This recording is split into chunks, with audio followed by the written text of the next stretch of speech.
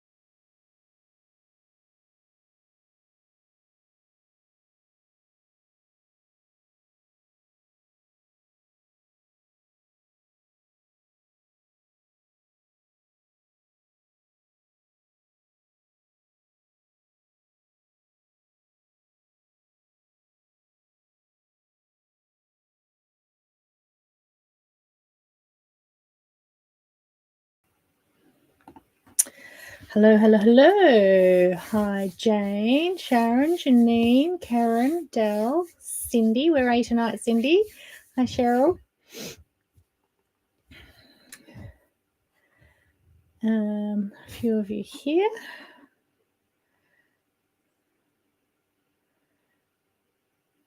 I turned you off? Oh, what did I turn you off? Hi, Rhonda. Hi, Andrea. What have I turned off? Can you not hear? Longford. Oh, and like you still at Longford, yes. I think it would be worth going back for the Longford Blooms. It was a really nice weekend. And yeah, it was really good staying actually on the garden grounds. Because yeah, it was beautiful evenings. We had platters out in the garden and wandered through at our own leisure without everyone else there. Hi, Karen. Hi, Susan. You are zigzagging back and forth a bit though. Back now. Oh, sorry, Carleen. I wasn't ready. Like, I literally forgot that my camera wasn't here. I was all sitting here getting set up and realised my camera was downstairs. So I was a bit late. Hi, Marilyn. Hi, Vicky. Yes, I did have a lovely time at Symposium. I got back Sunday night. The only negative thing about the whole weekend is that the plane from Australia to Auckland, hi Beck, was actually smaller than our domestic planes. It was so small and so cramped, and it was full. There's not a single seat to be found both ways. So, but anyway, customs was a dream both ways. So hopefully that'll be the same into America too. Hi Sharon. Hi Fiona. Yeah, but everything else was really good. It was a bit drizzly weather. Got out to Hobbiton. That was well worth doing. And then just driving through the country in my little rental car was nice because it's spring. So there was spring lambs and everything was lush and green. And hi, Chris. So it was lovely. And then spent the days with all the other tutors at the hotel and on the bus to and from for dinner and that. That was really nice. And then, of course, the students who were all very positive. Hi, Amanda from sunny Yarrawonga. Hi, Vera. Yeah, so hi, Sue. It was good. It was really nice. And back into my Houston list now, obviously. Hi, Mag. I think I'm all right. Hi, Christine. I think I'll be all right. There's still a big, long list, but I think we'll be okay. I think we'll get there, most of it anyway. What doesn't happen, does it? And then, of course, it has to fit in the suitcases as well, so we won't know that until we pack. Our next applique paper order arrived this week. Hi, Jenny. Hi, Susan. So that was a container full. Shed Guy's got one more load to do, but I'm sitting here. You can't see it, but behind the camera, I'd almost got back to my windows. Now I've got 3 rows stacked to the roof of boxes. So we're right for a little while again. It's sort of like a 12-month, almost 12 months process. Shouldn't be. Every time they promise it'll be 3 months. Go for it, Andrea. Go and get the gin. Hi, Hilary. Hi, Kim. So tonight I didn't even have time to get a gin, but it's all right. Shed Guy's now he's fed me, now he's watered me. So tonight he has brought me a Gardener's Bay raspberry gin. Hi, Kerry Lee. And he's made me a lovely batch, a bit of ice. It's really quite, this one is quite syrupy, almost, it's fruity, but it's almost, a bit sherry-ish because it's really quite thick, but it's nice. So that's Gardener's Bay, which is down south of Hobart, down the south of Tasmania. Our raspberry gin uses the finest quality Tasmanian raspberries picked at the peak of the season, ensuring a bold colour, sensuous bouquet, and a sweet, lingering, fruity raspberry taste. Serve on ice with soda and a sprig of fresh mint. Well, I have the ice and I have the soda. I just missed the mint. I didn't have time for that. Hi, Judy. Hi, Rhonda. Hi, Cheryl. But it's actually really nice. So if you don't actually like the alcohol flavour of gin, I'd suggest the fruit ones. Hi, Anne, because they're really quite nice and refreshing. So Gardener's Bay raspberry gin. I've got a few raspberries and a couple of raspberries and a couple of cherries. I noticed this is still sitting there, and I found another one in my pantry somehow. Fiona, you're not having it. I found another cherry gin with a cherry in it. Hi, Michelle.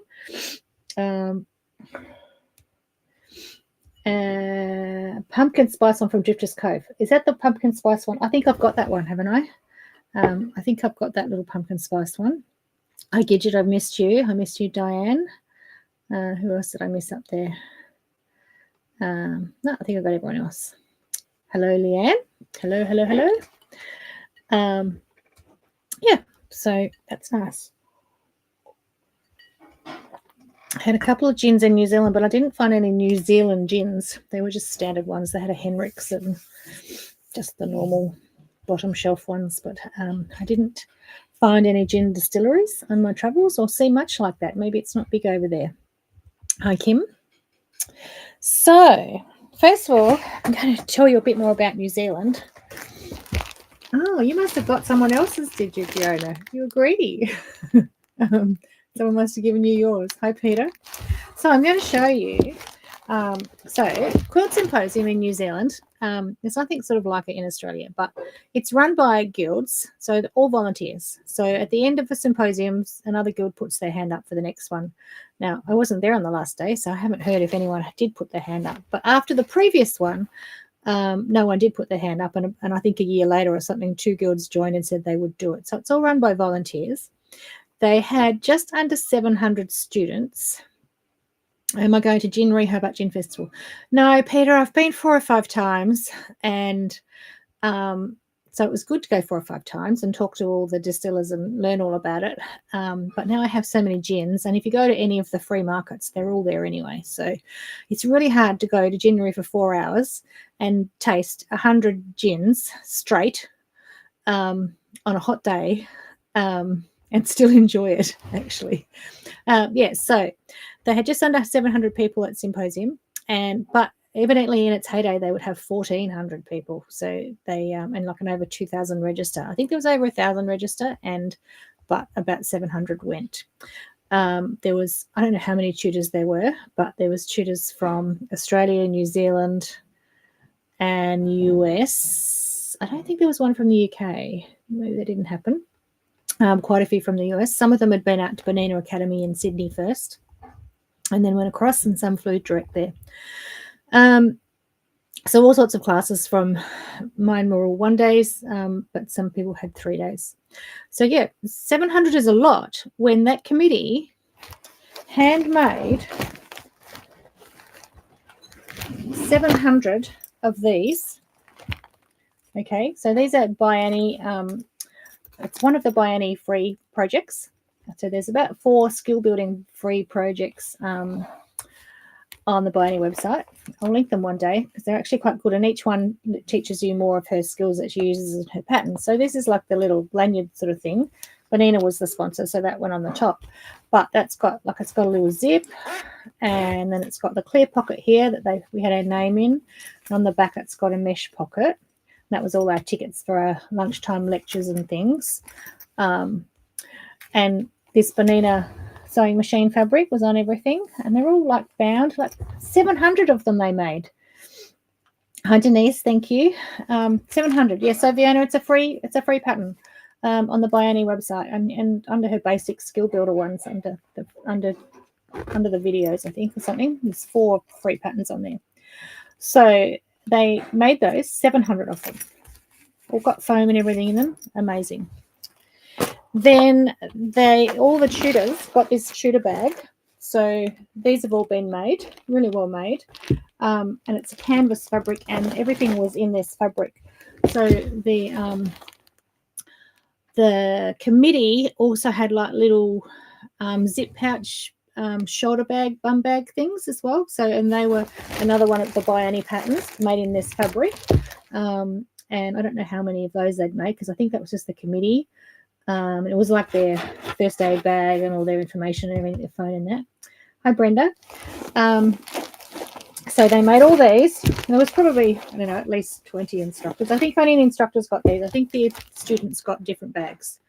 I'm not sure if they were handmade. They might have just been, because that would have been, 700 of those. And then also in our bags, so there was this little, I think it's a little cup coaster. And sometimes you'd go into like every day you went into a lunchtime lecture, they had handmade things they handed out. So one day they were handing out one of these to everyone that went in. But I said I won't take a second one because I already had one in my teacher bag. They also made, there was also this handmade bag in there. So it's an interesting bag. It's got a pocket in the middle and 2 sides. Fairly hefty with foam and everything. I'm not sure if the tutors all got the same. I reckon maybe they had a heap of handmade things. Hi, Julia. I did run into Lynn. So one of my students came up in the morning and said, oh, I just ran into someone you know. Her name's Lynn. She said to say hello. And I'm like, really, Lynn? How many Lynns do I know? Anyway, the first one I thought of was our Lynn. And about 10 minutes later, I said, now, if she walks in, point her out, because I'm meant to know her, thinking that, but this lady only just met her in the line, so she didn't even know if she'd remember her. Anyway, she walked in, Julia, and this lady said, that's her. And I turned around and it was our Lynn. So I did catch up with our Lynn. Sorry, Lynn is an ex-army friend from Canberra, also a friend of Julia's, who's just commented. Hi, Shelley. These bags were all different. Yeah, I think those bags were all different. That's right. But there was also, every single student got, where is it? Have I lost it?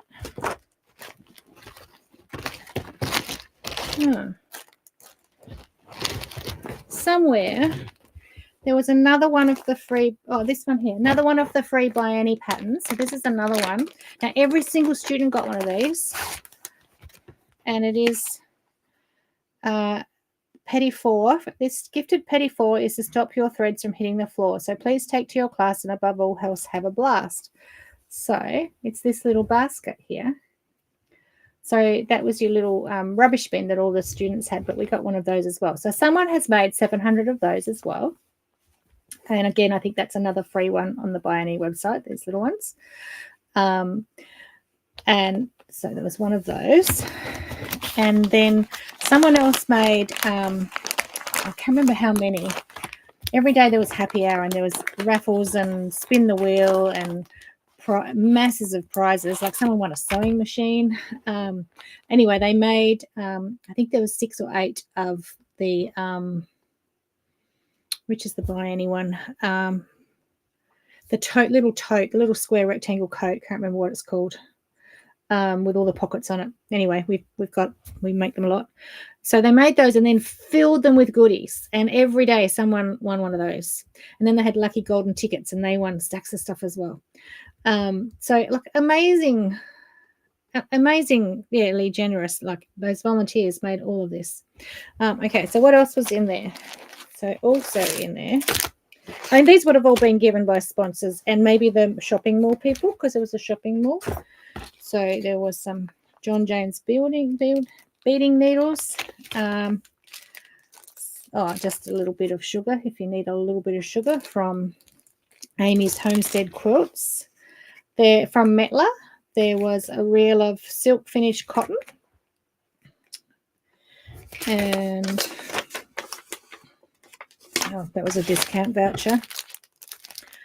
That was another little fabric pack you got going into a lunchtime lecture, and it's got a pattern on there for fabric trays. So they're a little bit different ones. They're the ones that you pinch the corners. There's a pattern in there. These are magnets, and I couldn't work out what they were for a long time, but I realised that they actually, I think they are magnets of New Zealand. Let's have a look. So like fridge magnets. I think, does that make up New Zealand? Maybe. I think that's what that is. Hi, Karen. So yeah, those ones. Yes, the carryall, catch-all carryall. That was the name of it. That's right. What else was there? There was some fruit, fresh fruit. Oh, notepad, which actually came in handy. Bottle of wine, bottle of Pinot Gris. Didn't get to have that one. That's actually a sparkling wine. Pinot Gris sparkling. Lindau. I'm assuming that's a New Zealand winery. One would hope that it is. Yes, Auckland. Chocolates. I haven't had those yet, but they tell me they're nice. Whitakers. And somewhere there was chocolate fish. That's a big thing. Chocolate fish. It's a huge thing. I was selling that. Hi, Mary. Oh, this is from Bowerbird. This is another New Zealand business that was there. Oh, that's a highlighter pen. Okay. Gave me lots of ideas for little shop things. Packet of tissues, always handy, with compliments from Puddle and Quilt Books. That was another vendor shop. Postcard. Pen. Oh, which actually doesn't say Symposium. Maybe I just pinched it. No, there was a pen in there. And then the pin. So I can add the pin to my collection of pins. I like to get a pin everywhere I teach or vend. So yeah, it was and some fabric. So fabric might be our giveaway tonight. There might be a couple of giveaways. Mug bag. Not having the chocolate, sorry. That's mine. But yeah. So very well looked after. I can't say enough for how well they looked after us. It was lovely to get all that when you arrived. Oh, and a little wristband thingy with another pin on it. Another Quilt Symposium pin on it there, and a wristband. Anyway, that was all my goodies. I think we were very spoiled.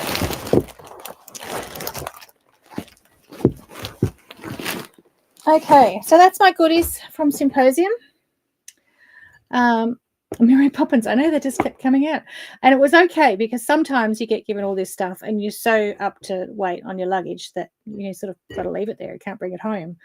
But because I, took one full suitcase of all workshop kits, they were all gone. So I had space to bring it all home. Cheryl, you did 2 classes, which are fantastic. Excellent. So you were there. Oh, is the wristband magnetic? It's not like one of those slap bands. It's just like one of those rubber silicone ones. You're just wondering whether it's a pin. No, it's not magnetic. No, otherwise it could be one of those car sickness ones too, but it's not. No, not Jeanette. Hi, Lorraine. So I felt very privileged and very honoured and very well looked after, and it'd be nice to go back again one day, but I'll have to see if I'm invited again. Met some lovely new teachers, some that I've known for years and not met, Jemima and Irene, and some that I've known for a lot of years, some new US teachers who are just lovely. Hi from Bromwell. Hello. Yeah. So that was my week. And that was all good. Nothing terribly went bad, which is always good. Didn't miss any flights or anything. Yeah, I wondered that, Jeanette, but no. Like a needle keep. No, it doesn't. Okay, what have I got to show you tonight? Some things Joe sent home new in.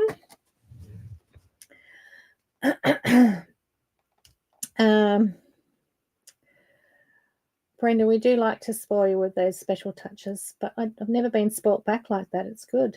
Irene is lovely. I've sort of said hello many times, but never, I sat with her at dinner, so I never really got to know her. And the colour of the canvas bag, that was their theme. The theme was carousel, and I don't know if they had that canvas made or they just found it and bought it because it was perfect and bought everything, bought a lot of it. But yeah, that fabric was on everything. So we've got some no-sew batting joiner has come in. That is, that's a Matilda's own product. And what that is for is all your batting offcuts, come off the side of the quilt when you have to have excess batting, or a piece is just not quite big enough. Then that's just like a fusible, really thin fusible gauzy tape that you join the bits together again, and then just use it as one piece of batting so you don't waste all your batting. So that has arrived, and I'll put the link up for that in a minute. We've got some new pretty fold over elastic in, and I don't think these colours are on the website yet, but this one is, so I think I showed you photo elastic a little while ago. We got some new ones because all the ones we have, all the Biani ones are all her bright colours. So the ones that match all her mesh and everything. And we have a lot of people who like more pretty colours rather than bright. So we've got two. Let me switch to the overhead. Oops, I don't want to do that. I'll switch to this. And I haven't actually even checked that that's straight. Let me zoom in a bit.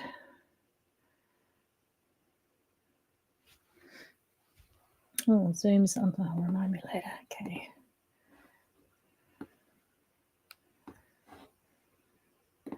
Okay, so you've got this pretty light pink, and we did have a bit darker pink too, but we've used all that in an upcoming kit. So it's a secret one. I can't show you that.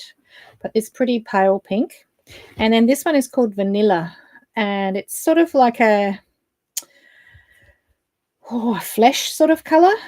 Fleshy sort of a salmon, very soft salmon pink or flesh sort of colour. So that's really nice too. I thought it was more of a taupey colour, but it's actually it's quite a neutral colour, so it's nice. So if you like making a lot of the Biani bags but don't like the bright colours, those two have just arrived, and I think we've just ordered a few more colours too. They're really pretty. Not on the website yet. Sorry about that. Then we have a new Sashiko panel in, and it's a Christmas one. So for those who like Sashiko or Sashiko, depending on how you say it, how you like to say it, this one, doesn't show up very well on the, I just had a party on my wrist. I just got my steps. I'm sitting in a chair. How did I get my steps? When you meet your target and you get it, and it all vibrates and you have a big party and fireworks go on your wrist. That was exciting, except that I'm sitting in a chair, so I'm not sure how I did that. So it's not picking that up very well on the camera. You can sort of see it there.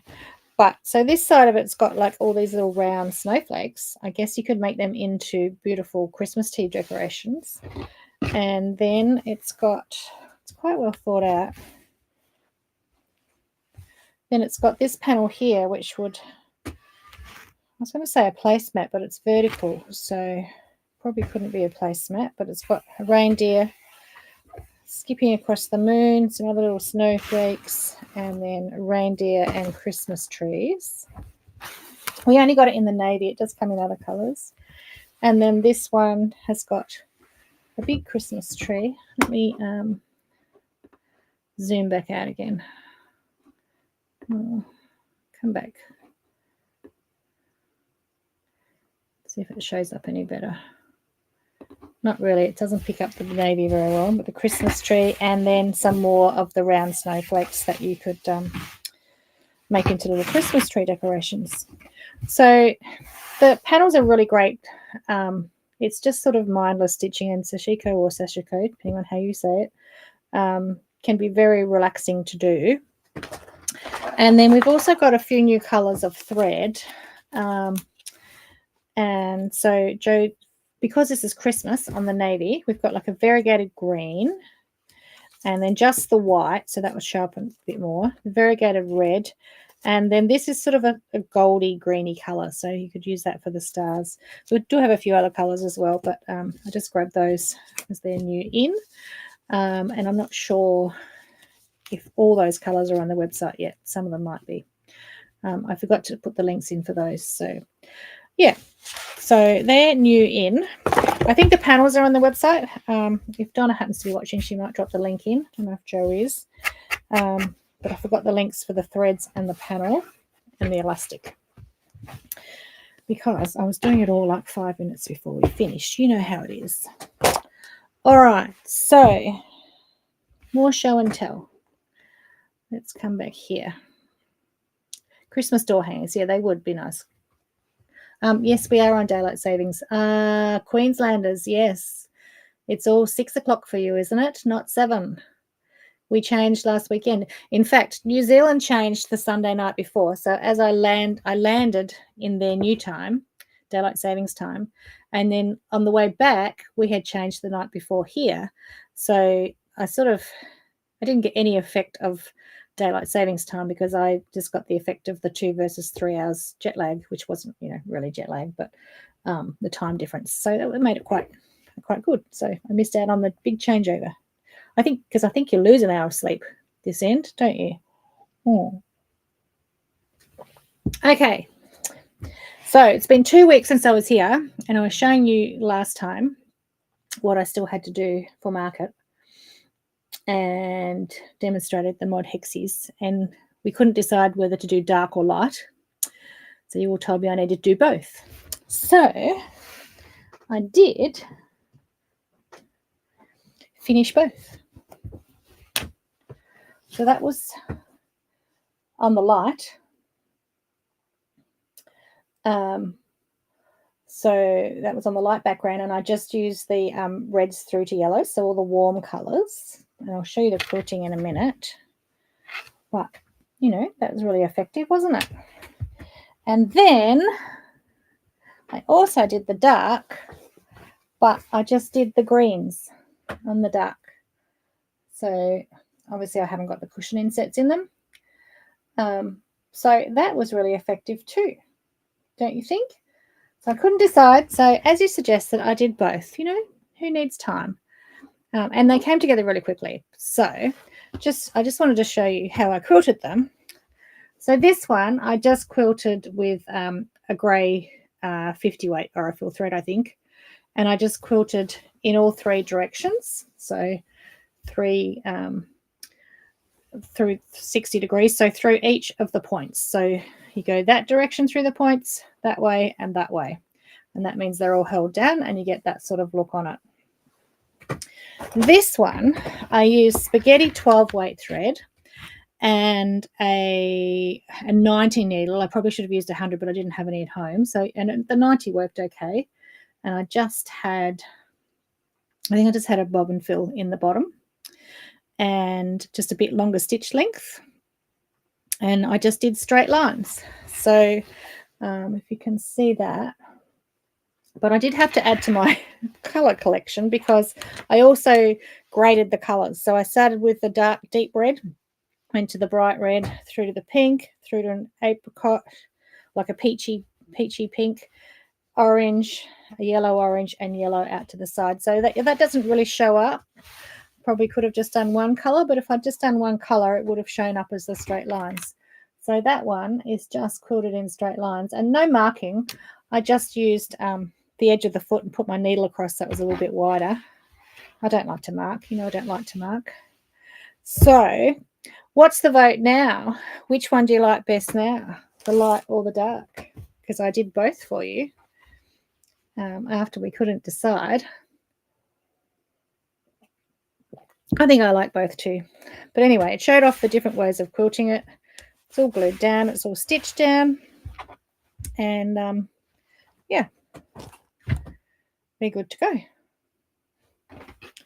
go. Greens for you. Yeah, I don't know. I don't dark. See, we get about half and half again. Oh, no, probably a few more darks. I think the dark's more dramatic. A little bit more dramatic, don't you? Anyway, so if you're watching the block, see, I think this cushion would go really well in house number 5. I think it's number 5, the greenhouse, the darkened greenhouse. I should put a price tag of $500 on it and offer to sell it to them. Okay, so that's that. And then the week before, I also remember was gluing this up and I lost my leaf. So this is now finished. Oh, I'm all the way zoomed out. I can't show you that way. Let me show you on the front camera. Where's my mouse gone? Goes a bit silly. All right.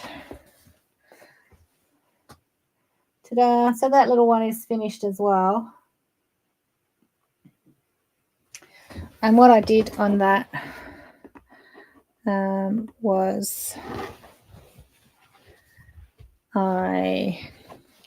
so again using, now this one I used the Pearl 8 Eleganza threads, and I'd used the template which marked out the quilting lines. Yeah, I thought it was house number 5. And then I could have used the little mini spot on template and the spot on templates for those quilting lines, but I did eyeball those. So I've just hand quilted through all of those and around them all. And then I've just, because I made it into wall hanging, I've just ditched. So I just ditched all through the squares so that it's quilted on the back as well, because it's not a cushion. And I've just put a little sleeve on there. So, and I'll just unpick that. And I'm just going to get a little strip of core flute that will fit in there, that I can use that to hang in the booth at market. So that's that one. And I think I just called it something stupid. But I'm going to find a better name for that, because, you know, it wasn't a very exciting name. So I need to find a new name. Might be the Citrus Orchard or something. We'll see. Now, this is another version of the peel on I did too. I don't know if I've shown you that one, but we had the Tilda version, and then I've just done a scrappy low volume pink version of the peel on, so that's quite pretty too. Now, you would all know that my big quilt that was behind me like for a year as I was making it, so the Citrus quilt was the working name, and it's now we've named it Marmalade on Toast, because someone suggested marmalade, and I thought, yeah, because it was Citrus quilt, but I didn't want it just called Marmalade, so I added it on toast because it was on low volume fabrics. Well, anyway, it came back from the quilter, and I bound it and I photographed it, and I thought, yes, I'll wash it, had markings on it, and I'll wash it so the papers are all dissolved before we go to market and block it, which is all good, except, and now I've nearly cried, and I thought I had some samples here, but where did I put them? Wait 1 minute. I must have just put them out here somewhere.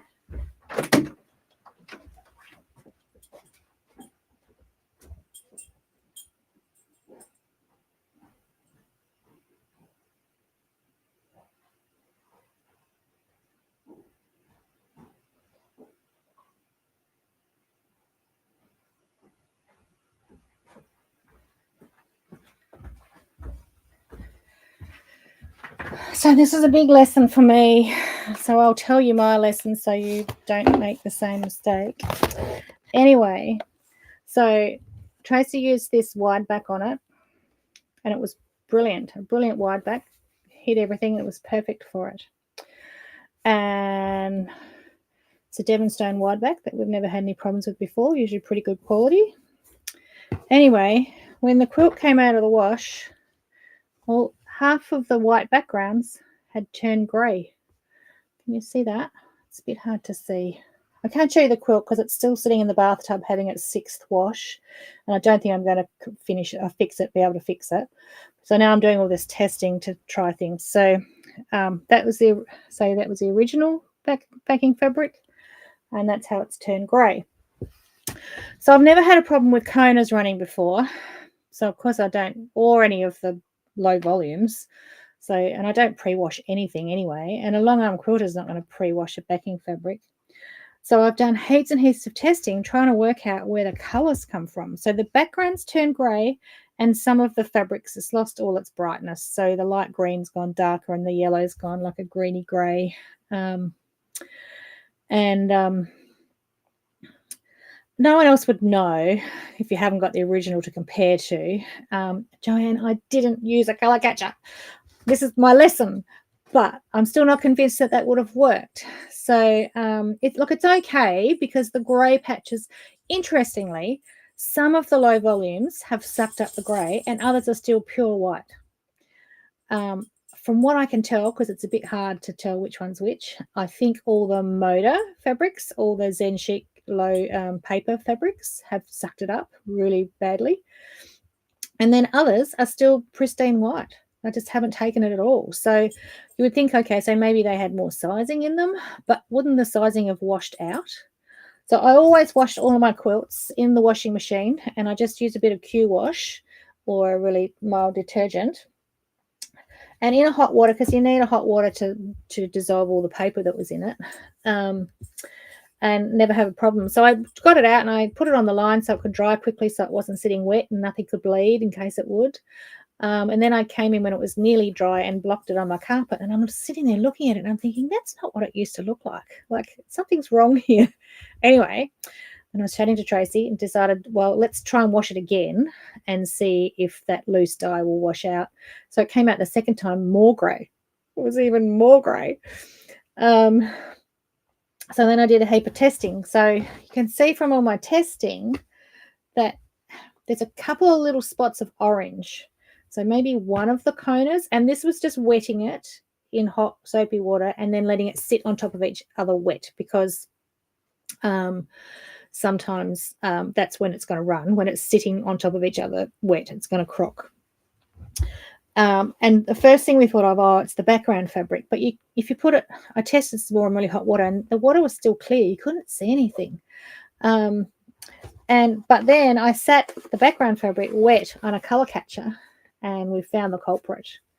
So the background fabric hasn't taken up the grey. That stayed white, but the black's come off of it and that's on the colour catcher just sitting it on it and gone right through all the background fabric, any fabric that would take up that dye.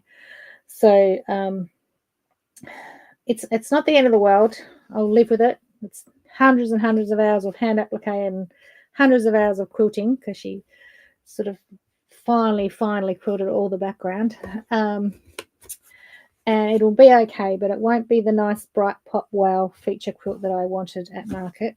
But my plan is now, when this dries, okay, so I've got my colour catchers now, so I'm going to wash this one the same with a colour catcher and still see if that takes it all up, because it's been washed, it's been in my bathtub now, washed with Synthropol and then washed with Palmolive, because who knew you can't get Dawn in Australia? That's what they said to use.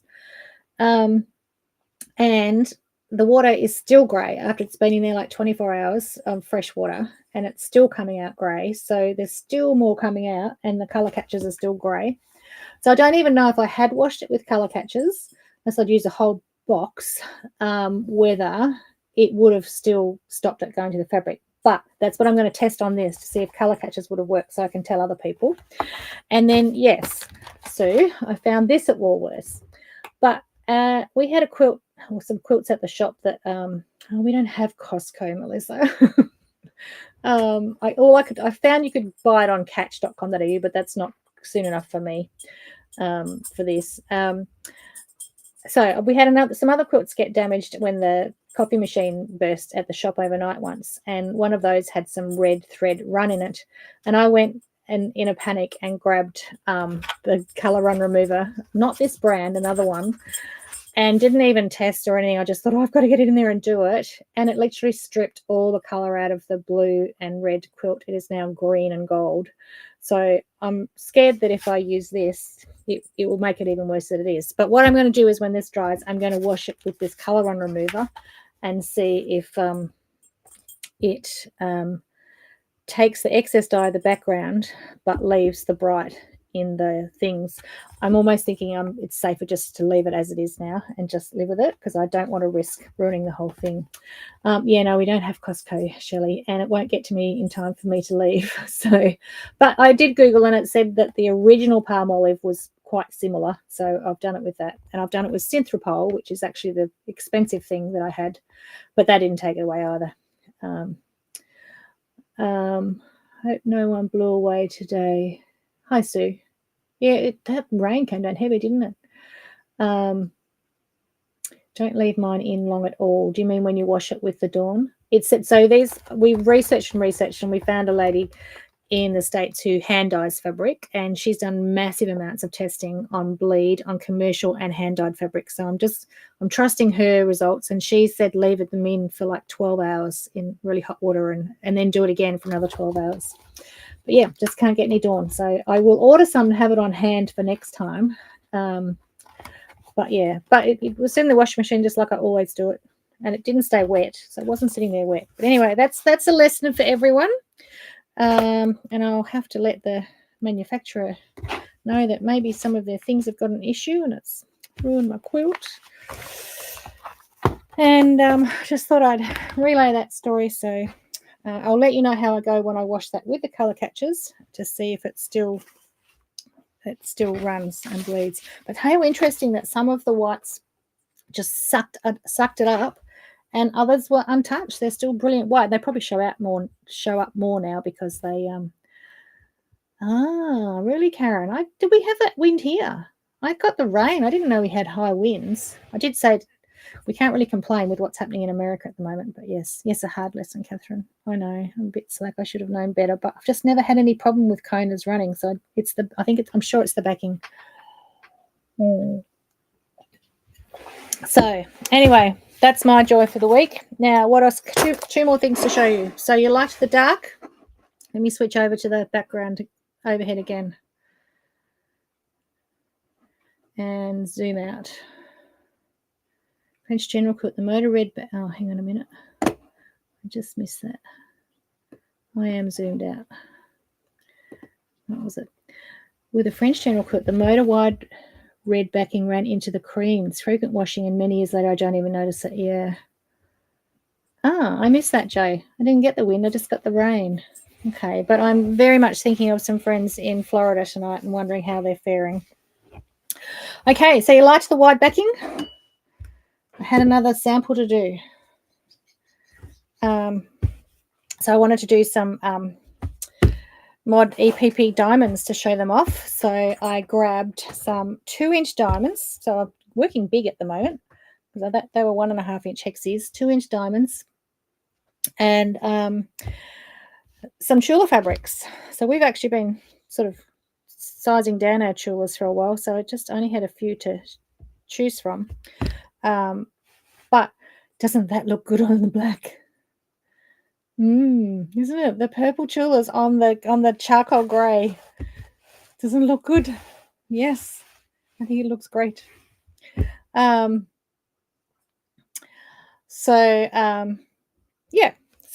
did put a little time-lapse video up when I was gluing it up today on the kitchen bench.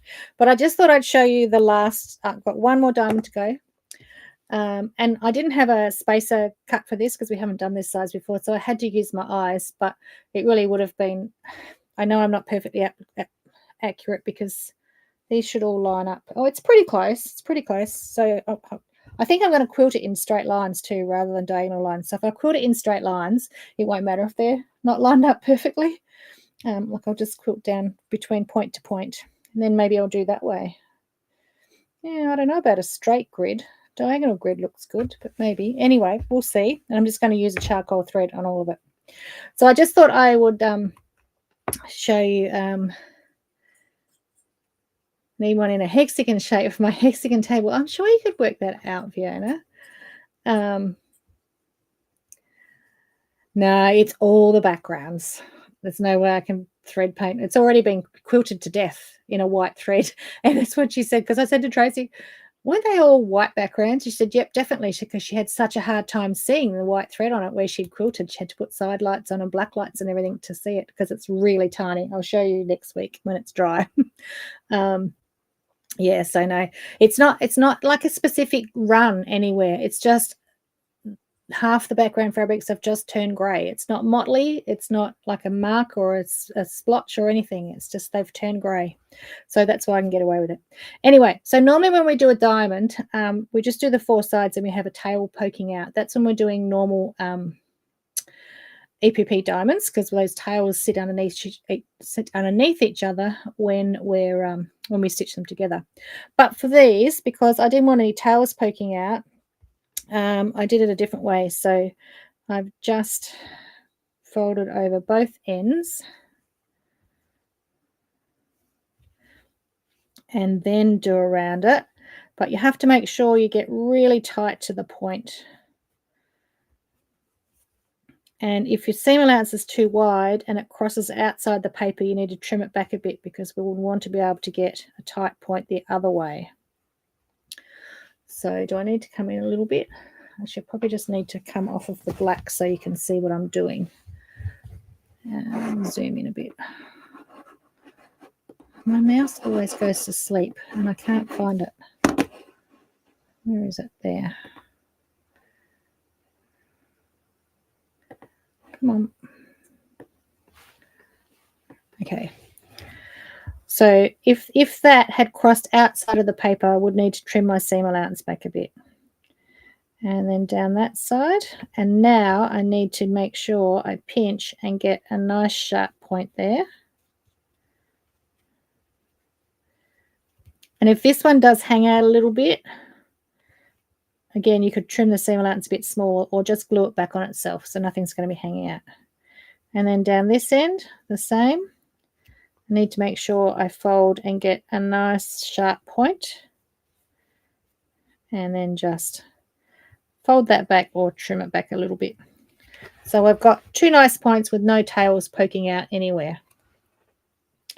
All right, let's come back to this. Oh, look at that colour. Doesn't that colour look good? Let me just get rid of that. Go away. There. Okay, so now I'm just going to take my permanent washable Arlene's glue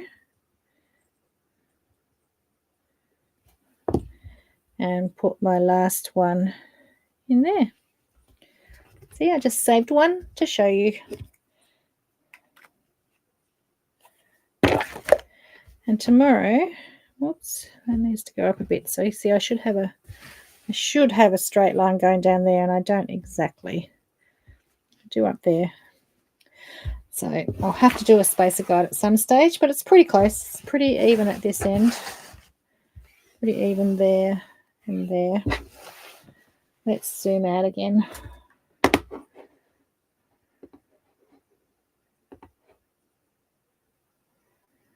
My zoom is so slow to react. All right, so now I'm going to layer and quilt that and bind it, or I might envelope it. But yeah, that looks really good, doesn't it? On the charcoal. It's actually not a black. It might look black, but it's actually a charcoal grey linen that we have, and it's 54 inches wide. So this one, if you've got a big long dining table, would look great straight down the middle of it because I've made it the full width of the fabric. That's why I use the bigger 2-inch ones. So that is that. Right, and the last thing I've got to show you was by request. Is my Maaoupe Road is home, and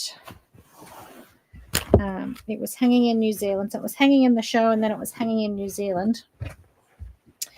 And Donna asked me if I could go through. Hi, Gwen. Never mind, you can catch up. The quilting, the background quilting, or the quilting of it. So, surprisingly, this won the award for the domestic machine quilting. I obviously didn't look at my tension issues very well. But it has got a lot of dense quilting on it. But because it's a row by row quilt as you go, you're just working on one row at a time. So it's actually really easy to deal with.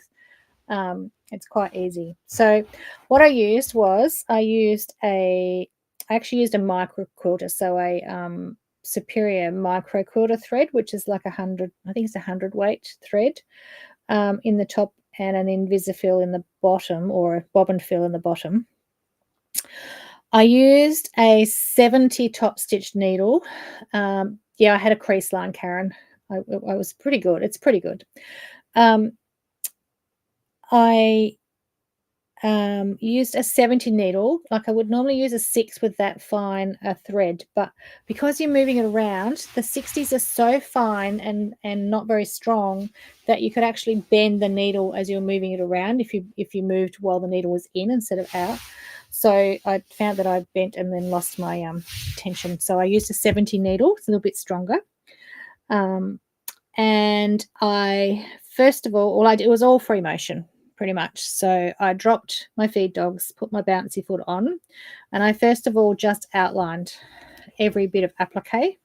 It's always important to do that first, because if we do the background fill afterwards and that pulls everything in, then your applique pieces all get bunched into the middle and you have a big baggy bit in the middle. So I always outline quilt everything first. So I outlined all of those, and then I came back and outlined the inside bit as well, because that was just going to be too puffy. So I did outline that, and I did no, I didn't. I thought I also outlined these center circles, but it doesn't look like it did on these ones. But I certainly came up, went there, and then around like that, and then down again. So all in one continuous movement, and then you go on. So do as many continuous movements as you can. And then in the hexie section, I did switch to my walking foot, and I just did straight lines again. So again, whatever's easy and don't need to do any marking. I hate marking. It's just a waste of time. So you do whatever's easiest. So I just moved my needle across on my foot. So I got 3 rows down the middle of each hexie. So see, I haven't gone straight across. I've just done 3 rows down the middle of each hexie strip. You could just go straight across. You could do another one in the middle there, but evenly, it didn't work out evenly that the next 3 would be in the middle. So I wanted them in the middle. Thought that looked better. So I did that on that. And then you do your background fill.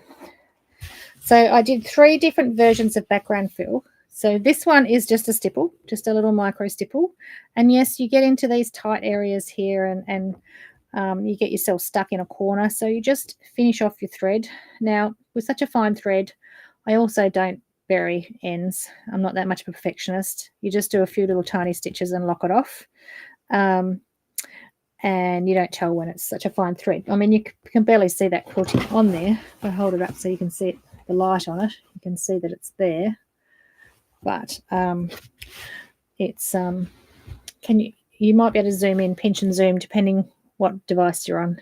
What did we decide? You can zoom on YouTube. You can't zoom on Facebook, but you could zoom on Facebook on a tablet, but not on a phone. Something like that we worked out.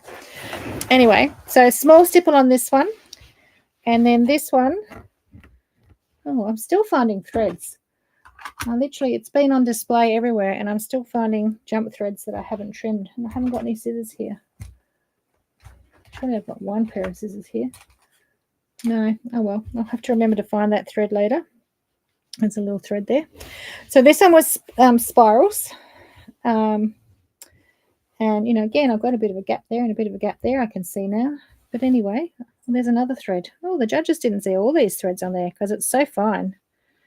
I need to come back and trim some of those. So, again, I outline quilted and quilted up each side of my embroidered stem. And then I did this spiral pattern. I like the spiral pattern. I think that looks really nice and seems to flow. And again, I did my straight lines in the hexie bit. And then the third pattern I did is what I call loopies. Now, when we do stippling, the lines should never cross, okay? So it's a continuous curvy pattern, but the lines never cross. So when you do loopies, the lines do cross. So it takes a little bit in your brain to switch from not crossing to crossing, and you don't want to end up just having a row that you like. Same with stippling and loopies. You don't want to go too many times in one direction because you just end up with rows. So you've got to sort of work out, get the pattern so that you're always crossing, but you're never ending up with a definite repeated thing. You can sort of see down there, I've got a bit of a repeat down there, but that was on the edge. So that was my third design, and then I just repeated them. So there's another thread. I'm going to get my scissors. Obviously no one could see them, even the judges couldn't see it, so it's not the end of the world, but I know it's there now. I thought I'd gone over it with a fine-tooth comb. Back to spirals, back to stipples, back to loopies, and then spirals. I did spirals 3 times because I like them the most. I like the look of them and I like doing them. It's easy just to do. It's easy to work your way into corners and things. So it's a bit like a McTavishing combined with the spirals. So you sort of just do long, shadowy sort of things when you've got to get into a corner. So that is how I quilted it. Now, a few other tips for quilting, if you're new to it, is to start on paper. So you just start on paper and you just work out until you're comfortable, and do whole pages of it. Or if you've got a tablet that you can, drawing tablet that you can do, just keep going and go and go and go. And then you could get your design sheets and you could do the same thing around the applique, practicing how you get into gaps and things. It's all about muscle memory. So you need to work out in your brain. It's your brain, really. I mean, obviously your hands and your foot on the presser foot have to go together as well. And you want to be stitching with quite a fast stitch speed. If you've got a stitch regulator, then you can just put that on, and then you don't have to worry about coordinating your hands and your feet. But can you see that? You probably just can't even see that now. It's a bit far away, isn't it? I'll have to zoom in again.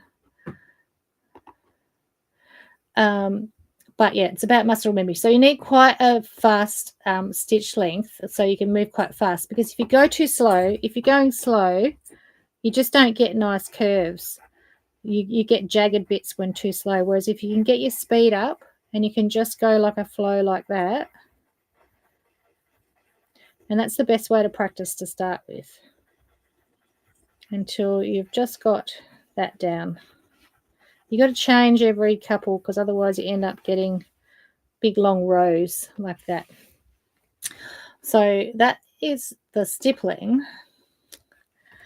Like Tin Man. You can, Karen, you can download pattern sheets and you just trace over and over and over and over again.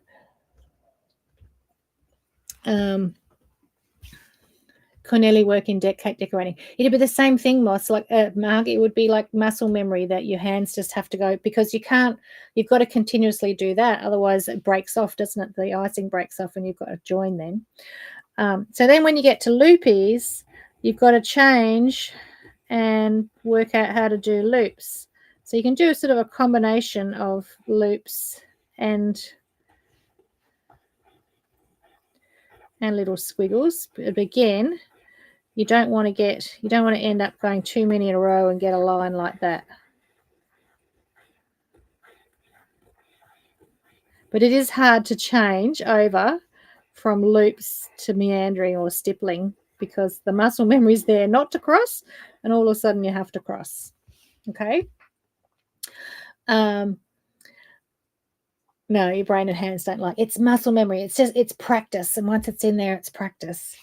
And then the swirls. So say I've got like a flower here like this. So the swirls, I might sort of start here, and I might go do a bit of McTavishing, and then I go like this. And you've got to keep it fairly open so you've got room to come out again.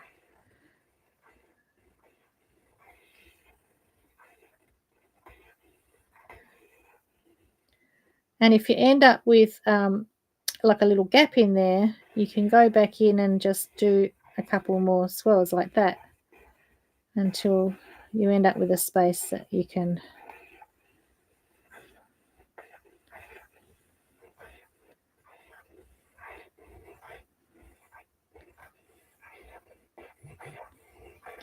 but you're doing this obviously on the machine with your hands.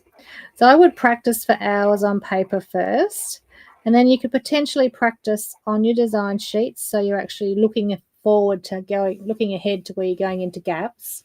Hi Lynn. Oh yes, daylight savings, you missed it as well. It is just like learning music, Donna. It's all just practice and muscle memory. And then the next step is that you get your paper and download those practice sheets that someone just mentioned. Can't remember, was it Melissa, I think. And then you practice that on the machine, just through paper. Oh, yeah, just on the machine through paper. So again, you're getting the muscle memory and you're getting the flow. So you want the speed and the stitch length to be quite fast and move quite quickly, so you get the flow. If you're going too short, you're going to get jagged edges and you just don't get that flow. I use a pair of gloves, so Machingas or quilting gloves, so that you've got good grip, and you're just working in the section that's underneath your presser foot. Once you get to the end of it, stop and move along and do your next section, so you can see where you're going next and where you've been and that sort of thing.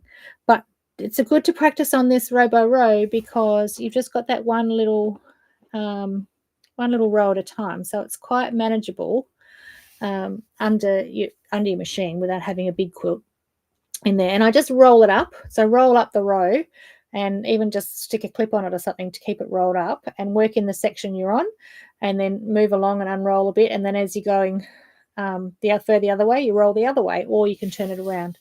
Yes, a couple of gins or wine helps a little bit because it relaxes you. Lilting music might help you too, just having that sort of flowy lilting music to get in the flow of it. And the one thing that happens with me is, and this sounds really strange. Hi Sarah, coming down tomorrow? I think you're coming down, are you? I think. And now Joe's not going to be there, actually. I just remembered that. She won't see you, but I'm assuming she's got your order ready. Fast on the foot and slower on the hands. It's like driving a car, accelerator and brake sort of thing. So you've got to get the balance. So you've got to get where the speed and the stitch length is right for how quick you're moving your hands. And I like to go quite quickly.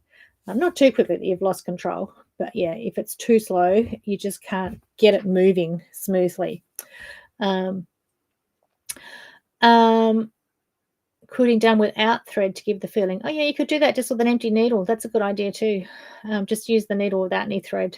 Yeah, you could do that. Okay, so yeah, so if you don't push your foot down as much, then you need to move your hand slower to get the stitch length correct. But yeah, I find it much smoother if you go faster, and then just move your hands a little faster to match it. Yeah, that's how I do it. So anyway, so that was a few tips, and then obviously you join your rows together after that. So and it's all quilted and done for you. It's all done. So just a few little quilting tips there to try. What top thread did you say you used? So I used a Superior Micro Quilter that I had at home, Donna. I don't think we have it, but I'm going to say, and I've actually got the link to put in, to try the Deco Bob, the 80 weight Deco Bob, or 100 weight Invisifield. I don't know if we have that. We might have some micro quilters there in that little drawer, but they're not on the website, so I can't. So I'm just going to put some of those links in. So got the batting joiner. And I used the 2-inch diamonds. So Fletcher Jones with Deco Bob spools. Really? It's been around that long? Okay. The Arlene's glue link is going in. Slow to show up. Yep. The hexies. The spaghetti thread I used in the quilting the mod hexies. That was a thicker one. And the Deco Bob I'm just putting in is what I use from I would suggest for Maaoupe Road. I'm just sticking Maaoupe Road in there. Use the foot control. I use Deckerbolt and a quilt for my granddaughter. It's just very forgiving. The finer the thread you've got, particularly when you're doing a dense background, is the more forgiving it is, because it just sinks into the fabric and you can get away with a lot. Because believe me, that one best domestic machine quilting, and if you look closely, it's not perfect, but the thread just blends in. And by doing that really tight background quilting, it's just popping the applique, which is what the feature of the quilt is, of course. You could get away with just outlining your applique and do no other quilting. It would still be fine. No snails and things printed on paper. Learnt to move around. Okay. Not quite sure there.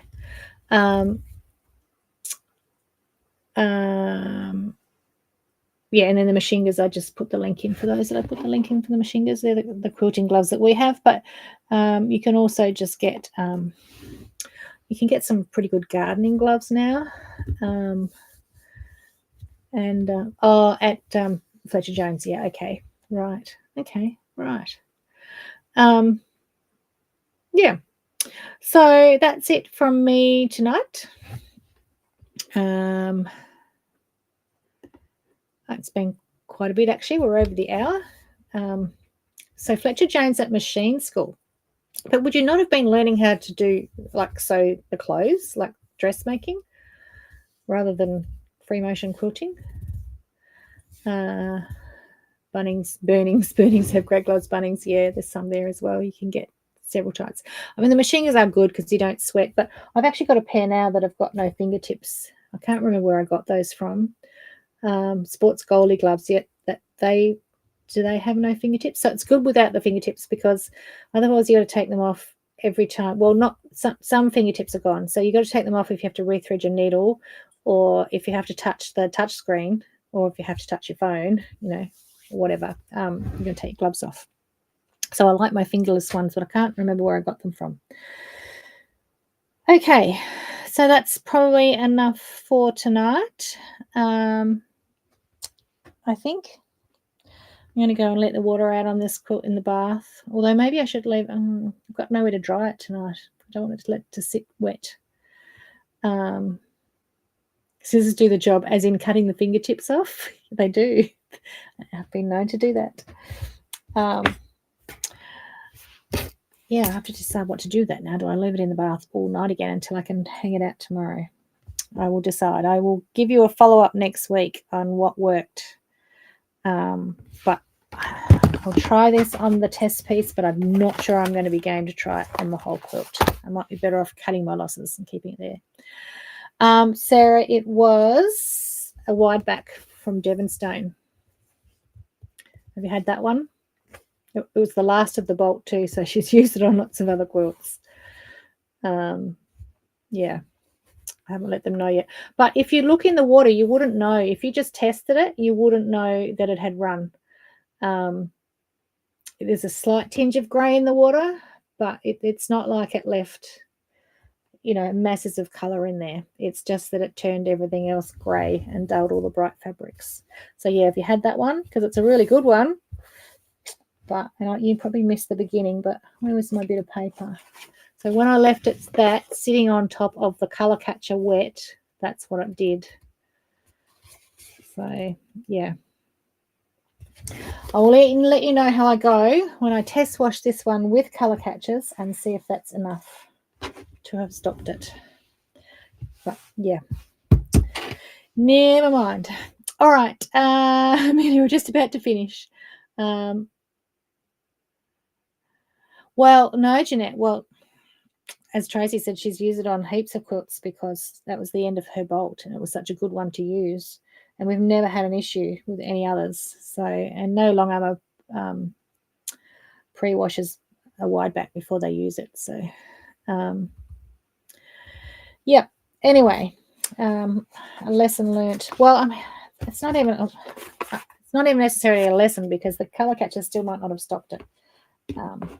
But anyway, and yeah, I think I'll need more than one.